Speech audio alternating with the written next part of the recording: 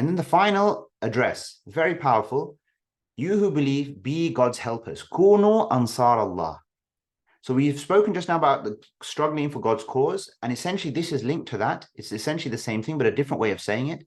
Be God's helpers. It's so explicit, what's the word? Intimate, actually, this address, if you think about it. I mean, the idea of us being God's helpers is something that even seems like odd or inappropriate, right? How can we help him? But it's explicitly the language that's being used, and elsewhere the similar language is used. In tansurullah yansurkum. If you help God, he will help you. Now, it doesn't mean, of course, help him in the sense that he needs his help. What it means is, as we have been discussing, it means to help his cause. And he could have expressed it in that way, but he expresses it in a way to make it really direct, really close, that you really feel that you are on his side, on his team, assisting his agenda. And that you and I, we all have a role in that. We all have the potential to contribute to that in some way. And that's something very special. That's not something we should consider ourselves unworthy of, right? It's not something that we should consider ourselves to be guaranteed either. We need to demonstrate it, and we need to prove ourselves, if you like. But the invitation is there, be God's helpers. Just as Jesus, son of Mary, said to the disciples, who will come with me to help God? And their instant reaction was, Nahnu ansarullah, we will be God's helpers. So that's the invitation. Be God's helpers. Help his cause. Struggle for his cause. Strive for his cause. Apply yourself in your context to move Islam forward, right? Wherever you are. And you have a role in doing that. And then what happens when believers start to do this more and more and more? They come together and they form their groups and alliances. What happens? Just as happens here. Well, some people believed, some disbelieved. But in the end, we supported the believers against their enemy. They were the ones who came out on top. That was the case at the time of Jesus. It was the case at the time of Muhammad sallallahu alaihi wasallam. And it's the case forevermore, actually, right? It's even since that time, over the last 1,500 years, the fortunes of the believers have gone up and down in all various parts of the world. And in the end, that correlation as to whether it's gone up and down will have been a result of the efforts and the continued consciousness and striving of the believers, or the abandonment and the disregard for these things.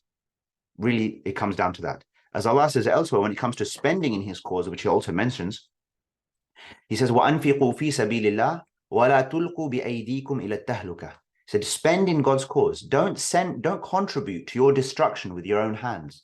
What does that mean? It means, well, if you don't spend in God's cause, you're going to cause your own problems. So what does spending in God's cause mean? It means utilizing your money in such a way that is in the interest of the future of Islam, right?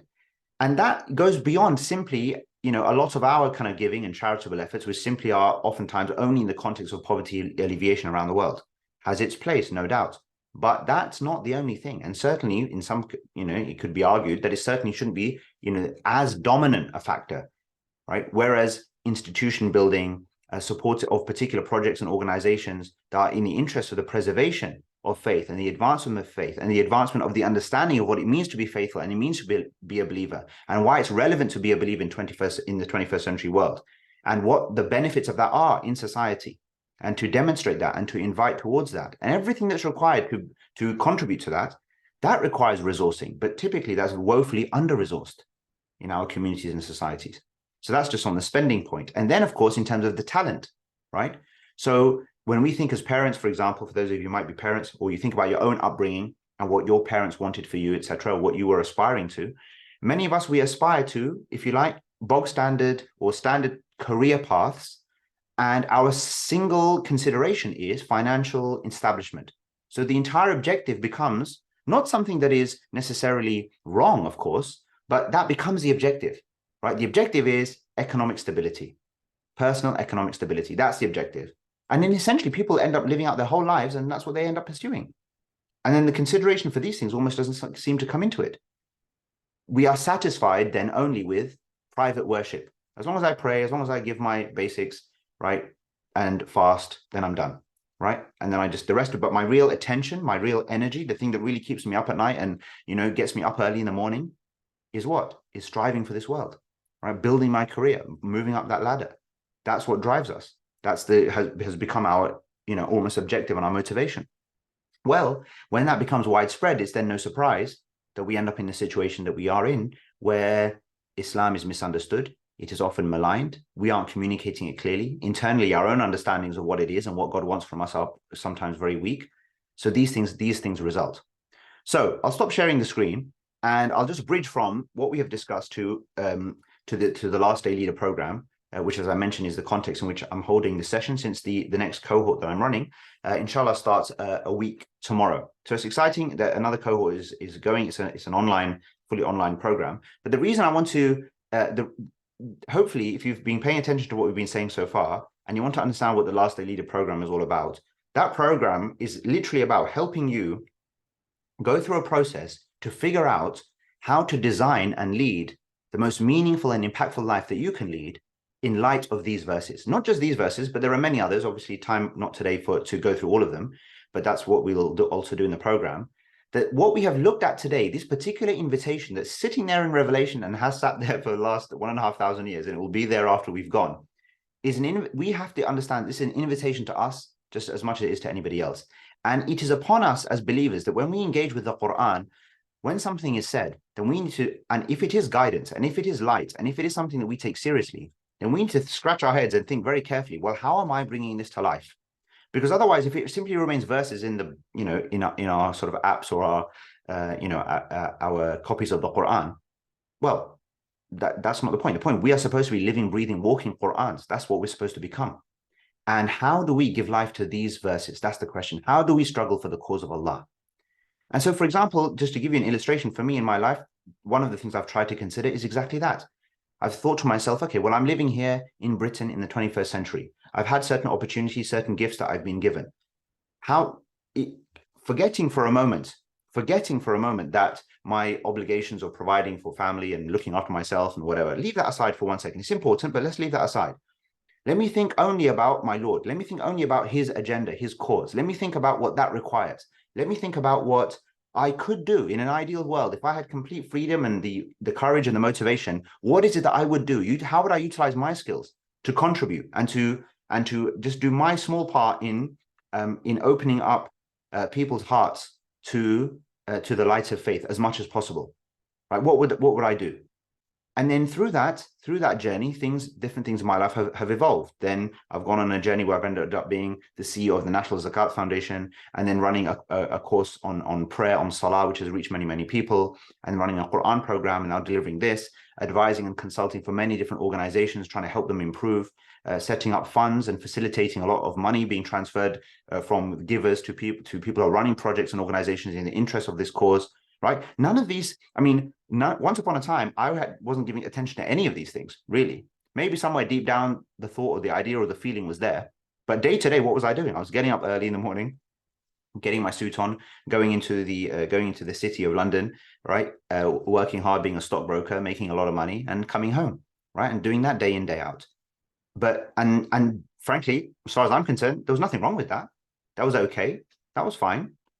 But it didn't answer these questions that we're posing now. It didn't really wasn't a response. It wasn't my best response to Allah's invitation, right? To actually strive and to struggle for his cause.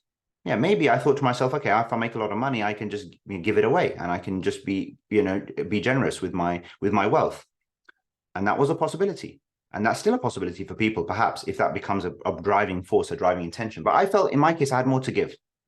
Now, anyway, not to go into the details of my whole thing, but the point being then, as I've mentioned, and as I'll just share now, is that that's what this program here is all about, okay?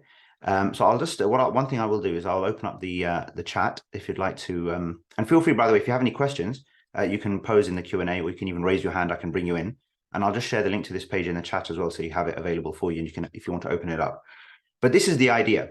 Right? The idea here is to incubate, right? To initiate, if you like, your own leadership journey. You see, striving for God's cause, for me, is leadership, right? Leadership is having a positive influence in society. Striving for God's cause is, again, having a positive influence in society, doing things that can improve the conditions of people and improve their access to the straight path or facilitate their journey on the straight path.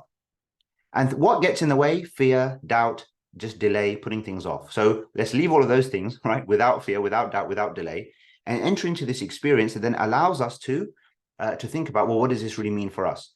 Here's another verse, okay, a famous one, which describes true believers. Who are they? Who believe in God and his messenger. They leave all their doubts behind and they strive for God's cause with their possessions and their persons. And this here has become then, again, you see this repeated thing. It comes many, many times in the Quran, this phrase, many, many times. And my concern has become to help people figure out how they become one of these people, right? How do you become someone who's striving for God's cause with your possessions and your persons? So how do I know if this is really for me? And again, I'm not going to go through all of this in detail, but it kind of lays it out, what you need to do. What is this about? It's about confronting reality directly, molding your life around revelation, questioning your deeply held but perhaps incorrect or unhelpful assumptions, being really interested in the future of faith in society and your role in helping it to flourish. This last point is key, right? If you're this is almost a necessary thing. Like if that's not really interesting to you, or you're not overly bothered and you're just sort of doing your thing and you're not trying to think about outside of that, then fine. But that's really what this is about, right? It's about thinking on a collective level, macro together, and thinking about our situation, our condition, our vision, but then also thinking about, okay, where do I fit into that, right? And so this program is ideal if the way you're living your life right now isn't best preparing you for the next life. You aren't fulfilled by how you're spending your time utilizing your skills for the sake and cause of your Lord.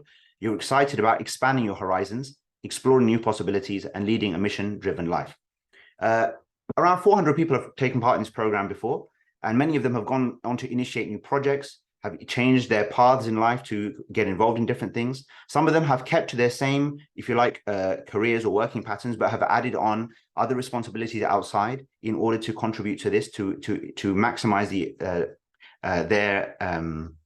value of the additional time and the skills that they have, right? Other people who might be parents, okay, either parents of young children who then thinking about their parenting differently, even for their children, because they might feel that there's a limit to what they themselves can do, but they realize that they can raise their children in a completely different way that is reflective of this, because this is exactly how we should be raising our children, raising them to become true believers, to become leaders, to aspire to do things for the deen, right? Not just, again, just to do things for themselves.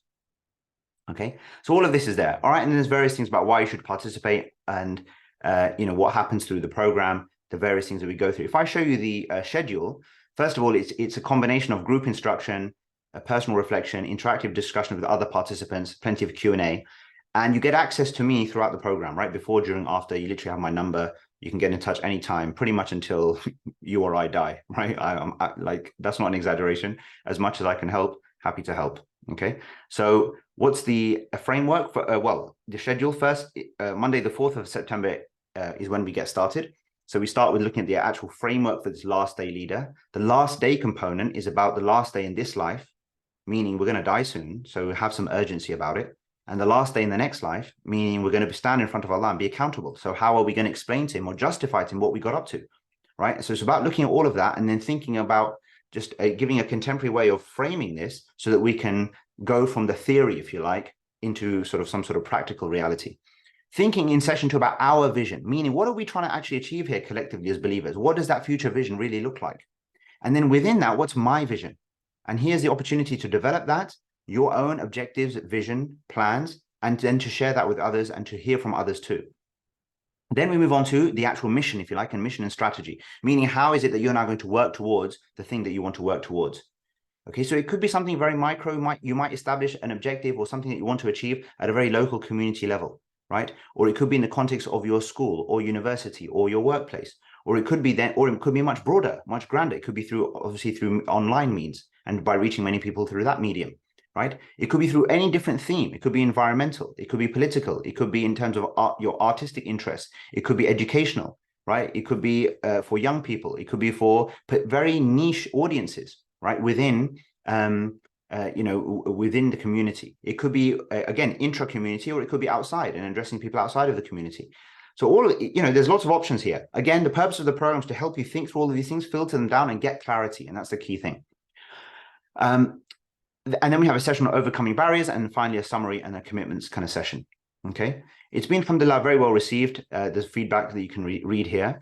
The cost of the program is £240. You can spread that over 3 months if you like, and you can also apply for a bursary if this is difficult. There's a link to apply for a bursary if that is going to be beyond your means. What's included? So just to summarize, and then I'll take your questions. 8 live sessions throughout September on Monday and Thursday evenings, one-to-one support from me during the program and afterwards too, lifetime access to all the recordings and presentations, membership of the invaluable network of past, present, and future last day leaders. So many positive collaborations have come out of the interactions. There's a directory of members as well, people who have participated, their LinkedIn profiles, their details, what they're interested in participating in, etc. So all of that is there as well, and you get access to that. And then any online last day leader courses and events or incubators related events, then you have free access to those too. Okay. And then there's also 100% money back guarantee until Sunday, the 10th of September. So we will already have had 2 out of the 8 sessions. So you can literally experience 25% of the program basically at no cost, because if you're not happy by then no questions asked. Say, look, I don't want to participate anymore. Thank you very much. No problem. One click, and then you have your refund and you can carry on with your life. So to be honest with you, you might as well try it. You might as well give it a go if you think it might be helpful for you, with no risk of losing anything if it doesn't work out for you. But I think inshallah, there's a very high chance that you'll find it very powerful, very inspiring, and motivational. Okay, good. Beginning in just over 7 days. So we are nearly there. So yes, I encourage you to commit to sign up to participate.